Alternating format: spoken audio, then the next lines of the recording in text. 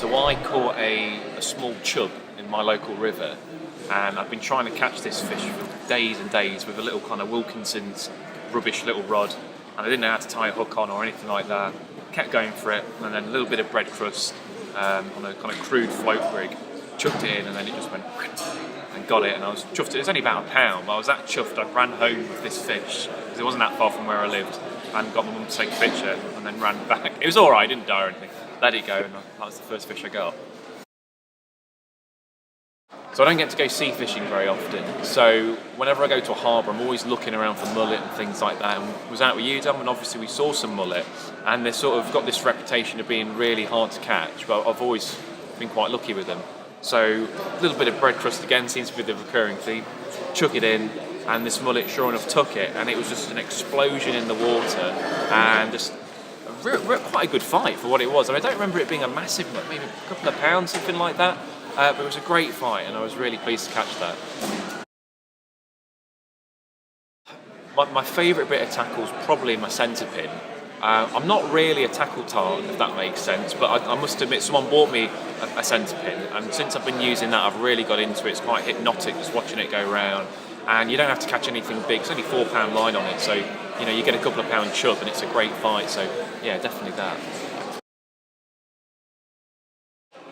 I like to catch lots of species really when I'm out fishing, so they're not the most picturesque with some of the urban canals where I live, so you can catch anything like bream, roach, rudd, so Nottingham Canal is not too far from me, so I quite enjoy fishing there. That's probably one of my favourites. Yeah. If there's one thing that annoys me, it's when you're walking along the riverbank and you talk to another fisherman who's maybe fishing, and then they're really coy, and they know something but they won't tell you. Like you say, how many fish you caught? And you go, oh, a couple. And you're like, they've caught them because you see the wet's really net, or they're using a bait and they're really coy about it. So I'm just like, let's just share the info. Come on, guys.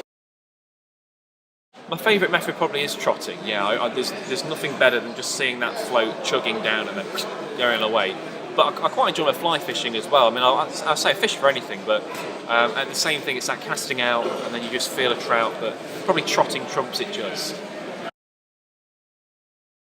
Well, my fiance has this running gag, because every time I take her fishing I break a rod, so she just thinks I'm an awful angler. So more than I can count, I've broken a lot of rods.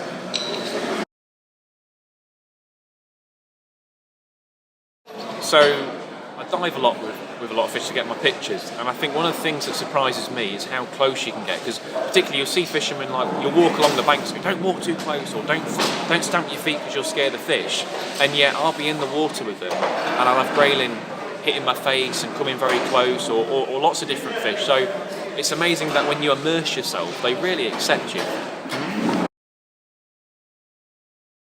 So when I was doing a dive a few years ago, there were two grayling, two males, and they were kind of parallel swimming, and then they just started to fight. They would bash into each other, have a go at each other's fins, and we see grayling as the lady of the stream, but these were kind of bruisers of the brook. They were just hitting each other in the head.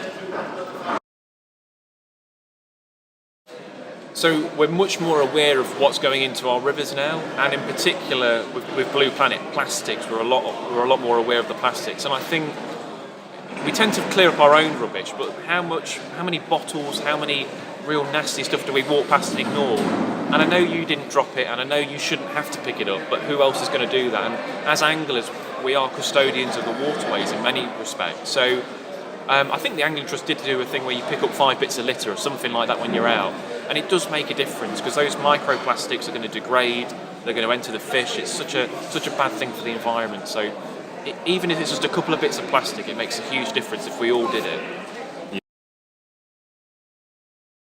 So my friend who I'll go fishing with, I caught him once I was kind of classically casting, didn't see him, and had a Rapala on. Went like that, just went straight in the back of his head. And he's a big guy, so I was kind of a bit like that for a bit, but he didn't beat me up, luckily, and we got him out with some pliers, which he wasn't overly pleased with, but we did that.